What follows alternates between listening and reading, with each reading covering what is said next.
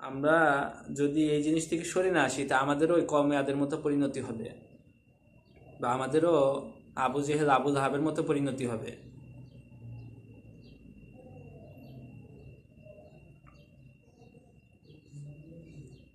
মানার এক যোগ্যতা আমাদের দরকার।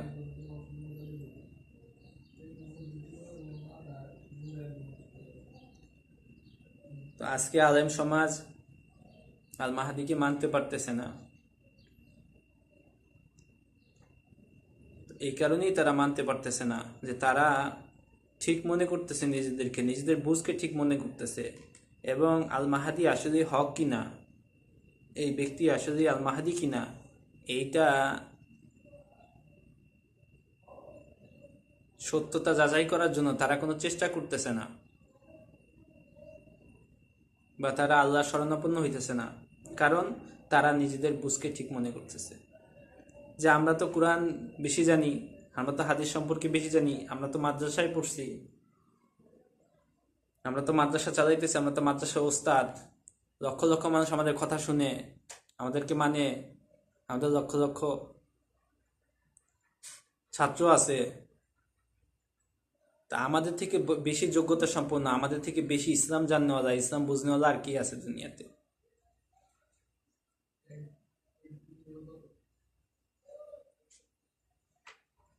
এই কারণেই আজকে আল মাহাদিকে তারা মানতে পারতেছে না। এতে ক্ষতি কার হইতেছে? এতে ক্ষতি যারা মানতে পারতেছে তাদেরই হইতেছে। নবীদেরকে যারা মানতে পারে নাই বা আল্লাহ রসুলকে যারা মানতে পারে নাই, ক্ষতি তাদের হইছে। যারা মানছে তারা দুনিয়া আখেরাতে সফলকাম হয়ে গেছে।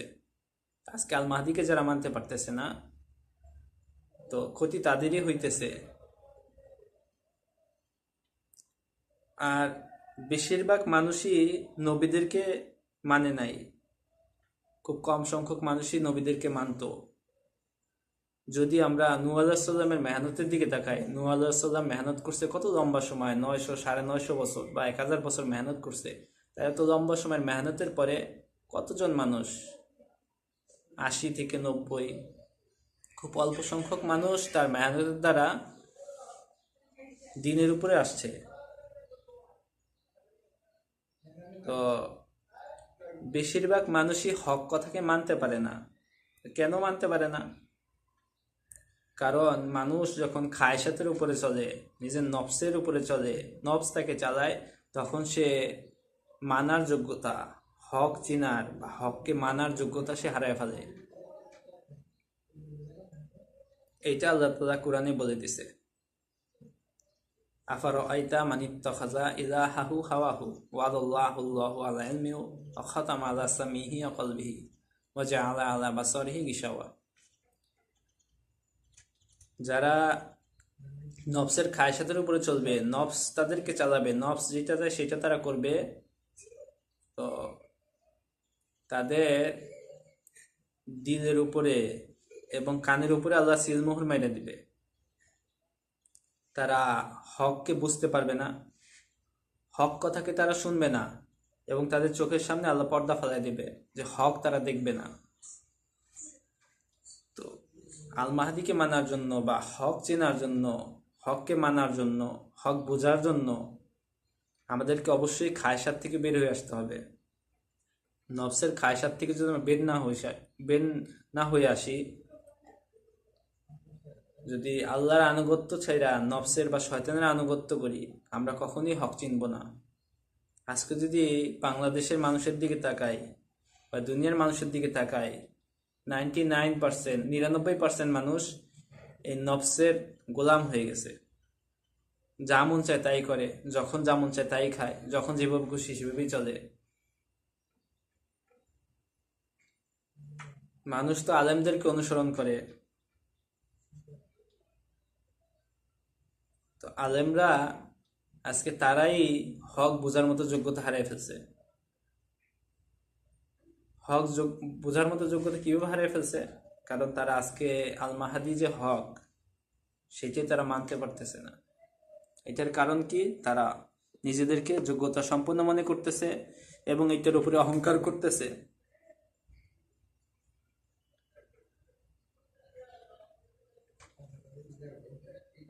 তো এই জন্য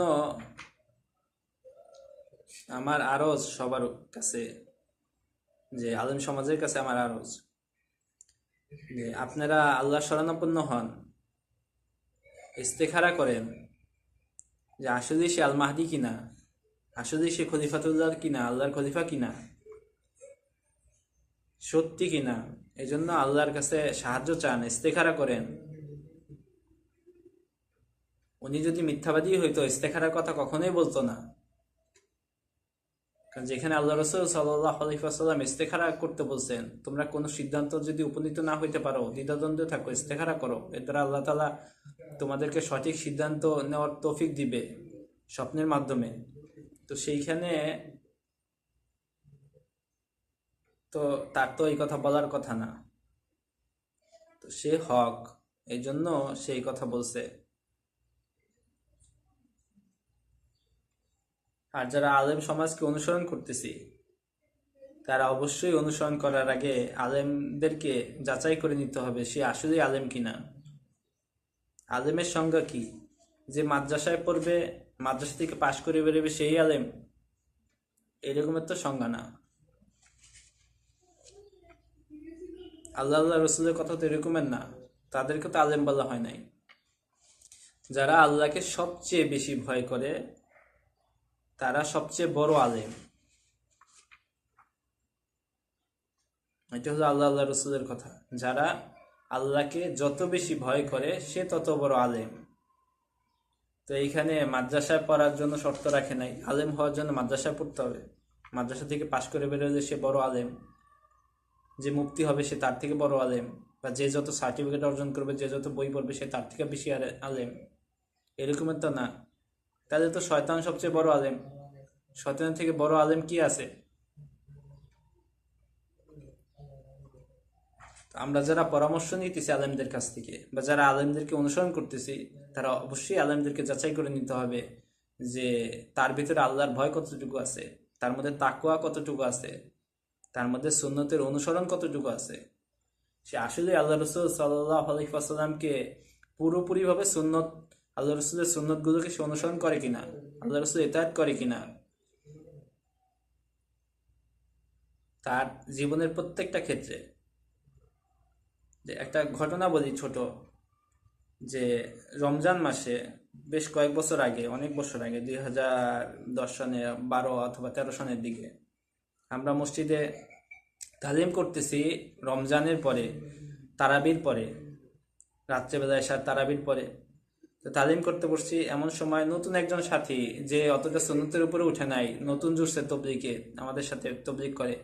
তো সে দেখায় বলতেছে যে দেখেন দেখেন আমরা দিন কার কাছ থেকে শিখবো, মসজিদের ইমাম সে দাঁড়ায় পানি খায়, তাহলে দিন আমরা কার কাছ থেকে শিখবো? আল্লাহ রসুল তো দাঁড়ায় পানি খান নাই, এটা তো সুন্নতের খেলাফ, এটা তো সুন্নত না দাঁড়ায় পানি খাওয়া। তো আজকে ইমামদেরকে দেখে মানুষ দিন শিখবে, আজকে আলেমদেরকে দেখে মানুষ দিন শিখবে। তারা যদি সুন্নতের উপরে না চলে, তাদের জিন্দিগির প্রত্যেকটা মুহূর্ত সুন্নতের উপরে না চলে, তারা যদি সুন্নতের উপরে না চলে, সুন্নত না থাকে তাদের জিন্দিগিতে, তাহলে মানুষ সুন্নত কিভাবে শিখবে, কার কাছ থেকে শিখবে? আর এই ধরনের আলেমদের কাছ থেকে আমরা কি আশা করতে পারি? না তাদের মধ্যে সুন্নতের মহব্বত আছে, না তাদের মধ্যে সুন্নতের এতায়াত আছে পুরোপুরিভাবে। তাহলে তাদের কাছ থেকে আমরা কিভাবে সুন্নত শিখবো? তাদের কাছ থেকে কিভাবে সুন্নতের মহব্বত পয়দা হবে আমাদের কাছে, আমাদের ভিতরে? এই জন্য অবশ্যই আমরা যারা আলেমদেরকে মানতেছি বা আলেমদেরকে অনুসরণ করতেছি, আলেমদেরকে যাচাই করে নিতে হবে যে সে আসলেই আল্লাহকে ভয় করেওয়ালা আলেম কিনা, সে আসলেই হককে হক বলে কিনা, বাতিলকে বাতিল বলে কিনা। না কখনো হক ততক্ষণ পর্যন্ত হক কথা বলে যতক্ষণ জানের উপরে হামলা না আসে। যখন জানের উপরে হামলা আসে তখন হক থেকে পিছুপা হয়ে যায়, তখন বাতিলের পক্ষে কথা নেয়, বা চুপ হয়ে যায়, বা নরম হয়ে যায়। আমাদের মধ্যে যে 4জন ইমাম ছিল, যে ইমামের অনুসারী আছে, 4 ইমাম, তারা প্রত্যেকেই অত্যাচারের শিকার হয়েছে। কেন হয়েছে? সবসময় হকের উপরে চলতো এবং হক বলতো, এবং এই জন্য প্রত্যেককেই ওই সময়ের বাদশারা তাদের উপর জুলুম করছে, তাদেরকে জেলে বন্দি করছে। আজকে আলেমদের তো অবস্থা এমন যে আলেমরা হক কথা বলে ততক্ষণ পর্যন্ত যতক্ষণ পর্যন্ত তাদের উপরে, তাদের জানের উপরে হামলা না আসে। যখন জানের উপরে একটু হামলা হওয়ার আশঙ্কা হয়, তখন তারা হক থেকে পিছুপা হয়ে যায়, সরকারের পক্ষে তখন কথা বলে নরম হয়ে যায়, এবং ততটুকুই হক বলে যতটুকু সে মানে, না সে পুরোপুরি মানে, না সে পুরোপুরি বলে। এই জন্য এক তো আমাদেরকে অহংকার, নিজেকে বড় মনে করা, যোগ্যতা সম্পন্ন মনে করা, নিজের রায়কে ঠিক মনে করা, এই ভুল থেকে, এই গোমরাহি থেকে বের হয়ে আসতে হবে। আর দ্বিতীয়ত, যারা অনুসরণ করতেছি তারা অবশ্যই যাচাই করে নিতে হবে সে কতটুকু সুন্নতের অনুসরণকারী, সে কতটুকু তাকওয়ালা, তার মধ্যে কতটুকু আল্লাহর ভয় আছে। যখন আমরা দেখব যে না, সে জীবনের প্রত্যেকটা মুহূর্তে সুন্নতের ইতাআত করতেছে এবং তার কথার মধ্যে আল্লাহর ভয় আছে, এবং সে সবসময় হককে প্রকাশ করে, হক কথা বলে, কাউকে ভয় করে না, হক বলার ব্যাপারে কাউকে পরোয়া করে না, তখন আমরা তার অনুসরণ করতে পারি, এর আগে কখনোই না। আল মাহাদি হক, মোশতাক মোহাম্মদ আরমান খান, সে আল মাহাদি। আল্লাহ তাআলা অতি শীঘ্রই এই জিনিসকে প্রতিষ্ঠিত করবেন। আল্লাহ রসুল সাল্লাল্লাহু আলাইহি ওয়াসাল্লাম হক ছিলেন, তো আল্লাহ তাআলা আস্তে আস্তে এটাকে প্রতিষ্ঠিত করছেন। তো যারা এক সময় অস্বীকার করছে, তাদের মধ্যে যারা জীবিত ছিল মক্কা বিজয়ের পরে, তারা স্বীকার করছে আল্লাহ রসুলকে রসুল হিসেবে, নবী হিসেবে। সেটা কতদিন পরে হয়েছে? লম্বা সময়। মক্কার জিন্দিগি গেছে 13 বছর, মদিনাতে গেছে, তো মক্কা বিজয়ের পরে 20, 21, 22 বছর পরে, লম্বা সময় পরে আল্লাহ তাআলা এটাকে প্রতিষ্ঠিত করছে। কাদের? যারা অস্বীকার করছে এক সময়, তাদের মধ্যে যারা জীবিত ছিল তারা এটা স্বীকার করছে যে হ্যাঁ, উনি আল্লাহ রসুল, আল্লাহ নবী। ঠিক একইভাবে আল মাহাদি হক, এইটা একদিনই আল্লাহ তাআলা প্রতিষ্ঠিত করে দেবে না, কারণ নবীদের বেলায় এটা হয় নাই, আল মাহাদির বেলায়ও এটা হবে না। নবীদের বেলায় যে রকমের হয়েছে, তাদের সাথে যা যা হয়েছে, তাদের সাথে যারা যেমন করছে, ঠিক একইভাবে আল মাহাদির সাথেও ওই রকমের হবে বা হচ্ছে। ঠিক একইভাবে নবীদেরকে আল্লাহ তাআলা যেভাবে একসময় প্রতিষ্ঠিত করছে যে সে আসলেই নবী, আল্লাহ রসুলকে যেরকম প্রতিষ্ঠিত করছে লম্বা সময় পরে, এবং তাকে স্বীকার করতে বাধ্য হয়েছে যারা একসময় অস্বীকার করছে, ঠিক একইভাবে আল মাহাদি হক, মোশতাক মোহাম্মদ আরমান খান খলিফাতুল্লাহ আল মাহাদি, উনি হক। এটাকেও আল্লাহ তাআলা ইনশাআল্লাহ অতি শীঘ্রই প্রতিষ্ঠিত করবে, অবশ্যই প্রতিষ্ঠিত করবে। তো আজকে যারা মানতেছি না, তারা যদি জীবিত থাকি তারাও একসময় মানতে বাধ্য হব। তো ভাই, সবাই আল্লাহর কাছে সাহায্য চাই, আল্লাহর কাছে দোয়া করতে থাকি। আল্লাহ তাআলা হক দেখানেওয়ালা, হিদায়াতের রাস্তা আল্লাহর হাতে। তবে আজ যে হক চেনার জন্য, হিদায়াত পাওয়ার জন্য কষ্ট মুজাহাদা করে, আল্লাহ তাআলা তাকে হক চেনার মতো তৌফিক দিবে, যোগ্যতা দিবে।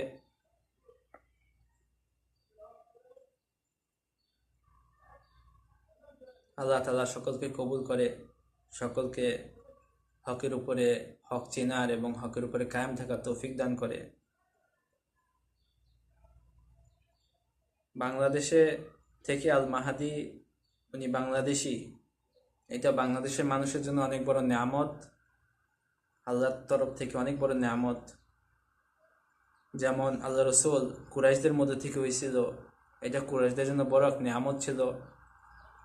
তো কুরাইশ সব শুরুতে বুঝে নাই, তো যারা বুঝে নেয় এবং এই অবস্থায় দুনিয়া থেকে চলে গেছে, তারা চিরকালের জন্য ক্ষতিগ্রস্ত হয়েছে।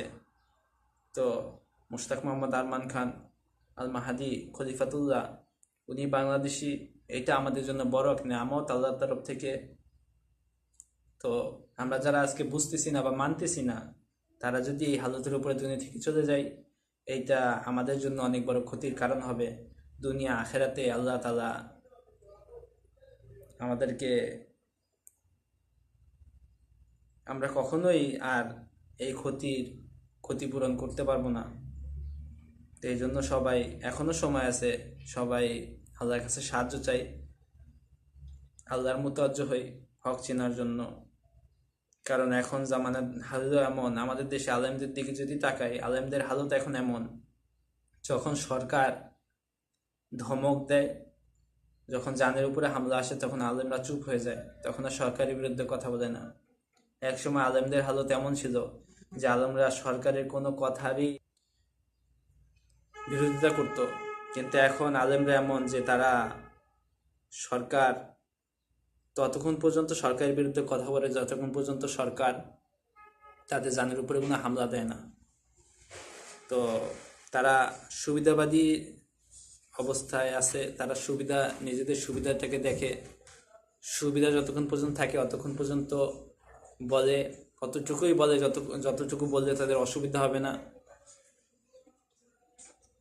তো আলেমদের প্রতি আরো আপনারা এই অবস্থা থেকে সরে আসেন। এখন হালত এরকমের বাংলাদেশের আলেমদের যে সরকার পর্যায়ের সরকার দলীয় লোকজনও তাদের পছন্দ করে না, সাধারণ লোকজনও তাদের পছন্দ করে না। তো মানুষের দৃষ্টি থেকে আপনারা পড়ে যাইতেছেন। তো এখনো সময় আছে, আপনারা যদি আপনাদের এই অবস্থা থেকে সরে না আসেন, আপনারা যদি হকের উপরে না চলেন, পুরোপুরি সুন্নতের উপরে না চলেন এবং আল মাহাদিকে না মানেন, তো আপনাদের এই ক্ষতির জন্য আপনারা নিজেরাই দায়ী থাকবেন। আল্লাহ তাআলা দুনিয়ার আলেমদেরকে বুঝদান করে, আল মাহাদিকে মানার তৌফিক দান করে, এবং বাকি যারা আছে আলেম ছাড়া, যারা আলেমদের অনুসারী এবং সাধারণ মানুষ যারা মানতে পারতেছে না, তাদেরকেও আল্লাহ তাআলা মানার তৌফিক দান করে, বুঝদান করে। আমিন। আসসালামু আলাইকুম ওয়া রাহমাতুল্লাহ।